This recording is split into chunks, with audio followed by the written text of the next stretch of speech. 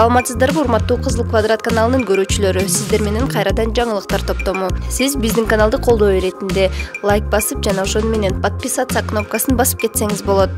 Анда эмесе баштайлы. Алып баруучу Нурзат Токтосунова кызы жана жолдошу менен түшкөн сүрөтүн жарыялады. Сүрөт социалдык тармактагы баракчасына жүктөлүп, алдына жүрөк быйтык чакалтырылган. Алып баруучу айымдын катталуучулары аларга бакыт каалап, ар бир айым бактылуу болууга татыктуу экенин жазып жатышат.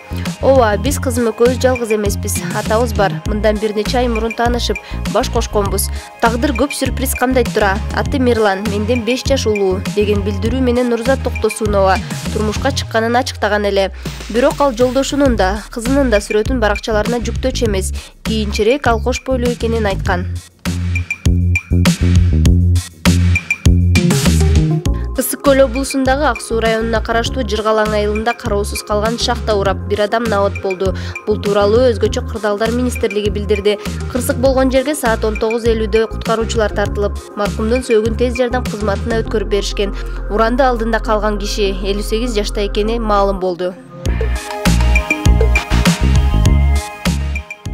13 ноябрда Бириккен Араб Эмираттар өлкөсүндө жүргөн футбол боюнча Кыргыз улуттук курама командасына футболчу Гүлжигит Алыкулов кошулду. Акшумкарлар 13 ноябрь күнү кийинки жолдоштук беттешти өткөрүү үчүн Бахрейндин Манама шаарына учуп кетишти.